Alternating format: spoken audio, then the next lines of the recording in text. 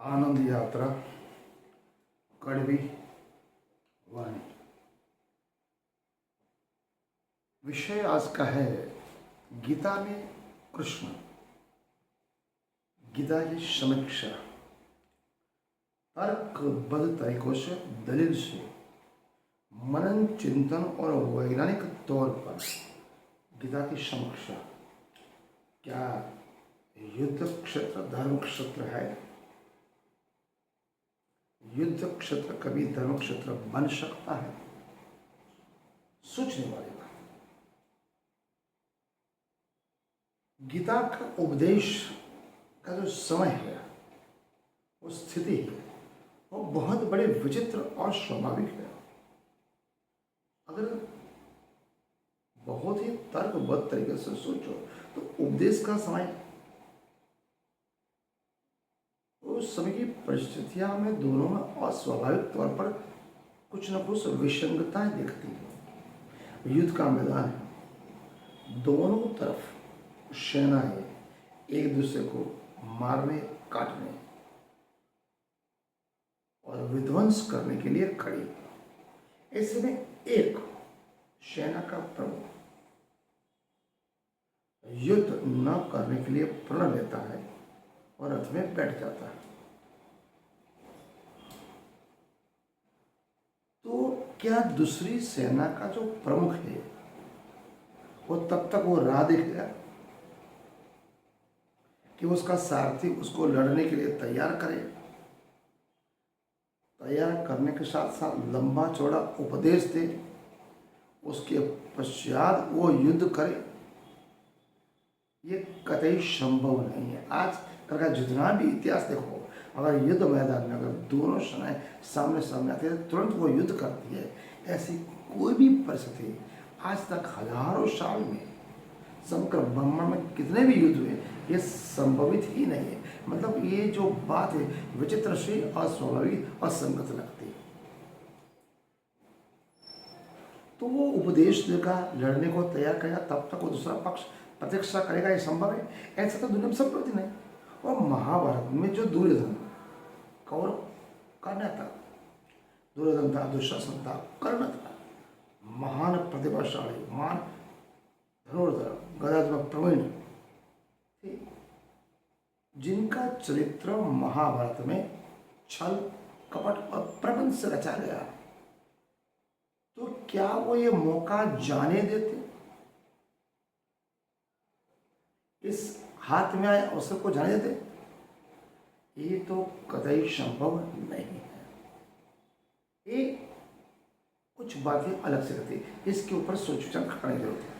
Number 2, हकीकत में गीता को महाभारत के युद्ध होने के कितने वर्षों बाद लिखा गया है? पहले ही बताया गया कि गीता 3 चरणों में लिखी गई। उसके रचनाकार भी 3 है,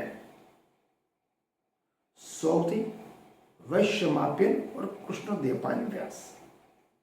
महाभारत का विन्यास भी अजीबो गरीबो बातें करता है।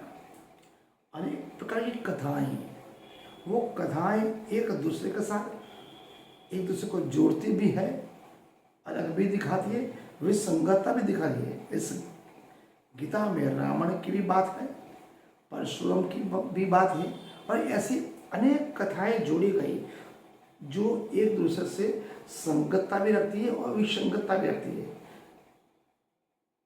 कुछ न कुछ शंका कुशाइयां पैदा करती है। इसलिए गीता को एक से ज्यादा कथाओं में जोड़ा गया, ऐसा प्रतीत होता है।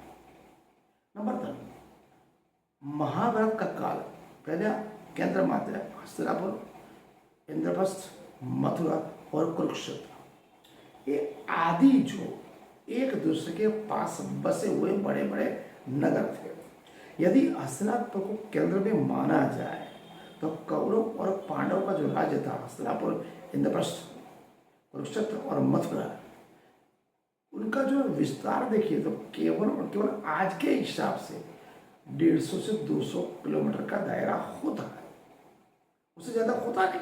लेकिन महाभारत में युद्ध में ऐसी परिस्थितियां बताई गई कि ये 200 किलोमीटर के संपूर्ण विस्तार को, संपूर्ण उत्तर प्रदेश का विस्तार दे दिया गया, ऐसा बताया गया।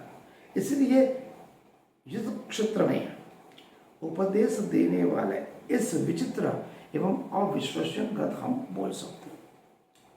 इसकी समीक्षा महाभारत और गीता, संविधान के निर्माता डॉक्टर बाबा साहब अम्बेडकर ने बहुत ही उनका अनूठा मन चिंतन अध्ययन करने के बाद उन्होंने एक सत्य बात कही। हिंदुस्तान की प्रजा के लिए, चाहे वो ब्राह्मण हो, क्षत्रिय हो, वैश्य हो, शूद्र हो, इस शिक्षित प्रजा को भी वो अशिक्षित क्यों मानते हैं? Unfortunately, Indian have a less wit and more faith। कहने का तात्पर्य दुर्भाग्यवश हम भारतीयों में बुद्धि कम और विश्वास ज्यादा है। किसी ने गीता को अगर धर्म ग्रंथ कह दिया, कुछ प्रमाण दे दिए, ईश्वरीय अवतार मान दिए, चाहे उसमें अंधविश्वास हो, पाखंड हो, कुरिवाज हो, तो यहाँ की प्रजा उसको मान लेती है,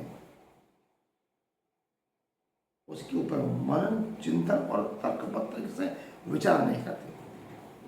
वैसे तो कहा जाए तो मानने लायक, विश्वास करने लायक गीता में कुछ नहीं है।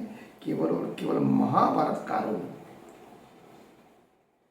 पुरोहितों और ऋषियों ने निजी महत्वाकांक्षा, अपनी दुकान चलाने के लिए उस समय के जननायक, लोकनायक, मुरलीधर, गोपालक, महान राष्ट्रप्रेमी इस भारत भूमि के रचयिता कृष्ण को सहारा लिया, कृष्ण का उपयोग किया अपने निजी स्वार्थ के लिए।